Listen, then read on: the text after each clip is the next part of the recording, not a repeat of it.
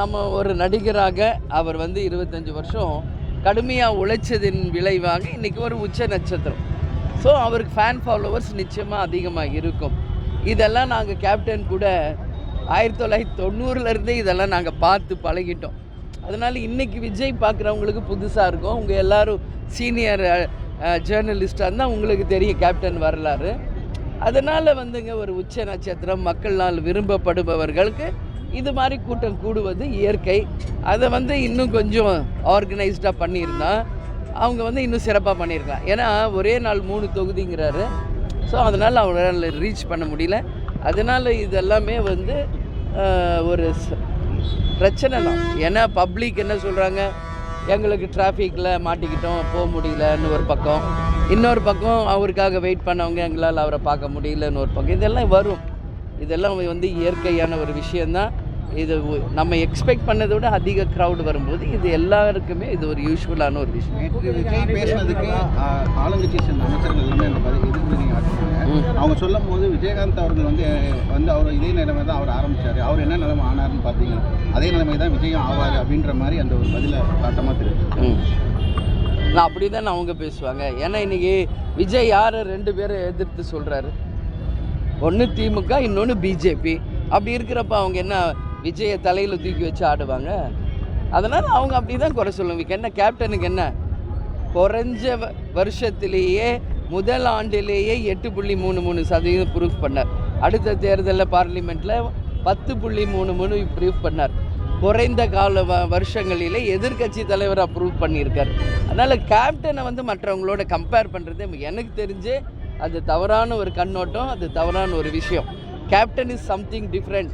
ஏன்னா அவர் தானாக கட்சி ஆரம்பித்து சுயம்பா வந்து உழைத்து அந்த ஒரு கட்சி தேமுதிக.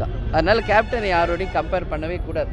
கேப்டனோட சாயல் வந்து விஜய்கிட்ட நிறையா இருக்குது. அவர் பேச்சு இப்போ அதே மாதிரி பேசுறது அப்படி தான் பேசுகிறாரு. அறிவுரையில் பேசும்போது காசு என்ன பண்ணாங்க, காசெல்லாம் எதிர்பார்க்கல மட்டும் பேசுகிறார். கேப்டனோட பேச்சு அப்படியே இருக்குது. இல்லை, இதில் நம்ம யாரை நினைக்கிறோமோ அவங்களாவே நம்ம மாறுவோன்றது ஒரு இது இருக்குது. ஸோ அவர் ஏன் அப்படி அவர் கேப்டனை தான் மனசில் வச்சு பேசுகிறாரான்றது நம்மளுக்கு தெரியாது. அவர் சொல்கிறத வச்சு நீங்களாக யூகங்களாக கேட்குறீங்க. ஆனால் இதுக்கு எல்லாத்துக்குமே விஜய் சம்மந்தப்பட்ட அனைத்து கேள்விக்கும் பதில் சொல்ல வேண்டியது விஜய் தான். அதை விட்டு எங்களை மாதிரி ஆளுங்கக்கிட்டேலே அதை பற்றி நீங்கள் தொடர்ந்து கேள்வி கேட்குறீங்க. முதல்ல எனக்கு பொறுத்த வரைக்கும் அது தவறான ஒரு விஷயம். நான் ஏற்கனவே 2 வாட்டி சொல்லிட்டேன், விஜயை பற்றியும் கூட்டணி பற்றி இனிமேல் என்கிட்ட பேசாதீங்க. பல இடத்துல நான் அதை பற்றி சொல்லியாச்சு அப்படின்னு. நீங்கள் அதே தான் கேட்குறீங்க.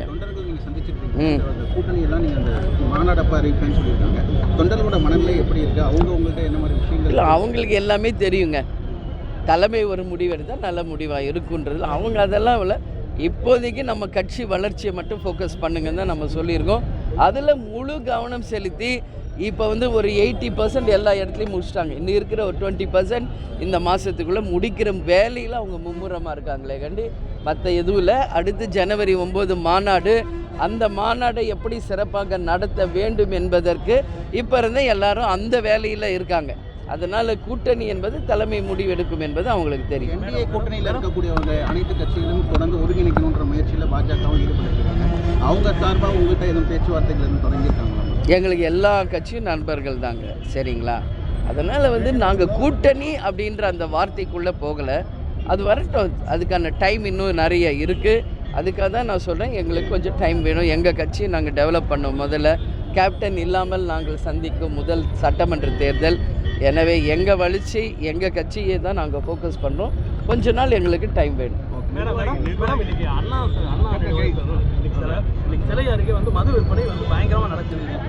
இல்லை, தவறான ஒரு முன்னுதாரணங்க.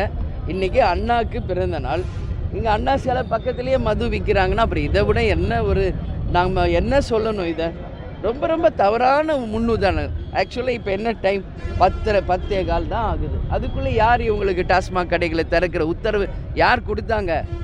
ஸோ இதெல்லாம் கவர்மெண்ட்டும் காவல்துறையும் நிச்சயமாக கண்டிக்கணும். அந்த மாதிரி நபர்களை கட்டாயம் தண்டனைக்குள்ளாக்கணும். அப்போ தான் இது மாதிரி விஷயங்கள் கண்டினியூ ஆகாது. இது உண்மையிலேயே கண்டிக்கத்தக்க ஒரு விஷயம். அண்ணா சிலைக்கு எதிரிலேயே அந்த மாதிரி ஒரு நிகழ்வு நடக்குதுன்னா இதை விட வெட்கக்கேடு ஒன்றும் கிடையாது.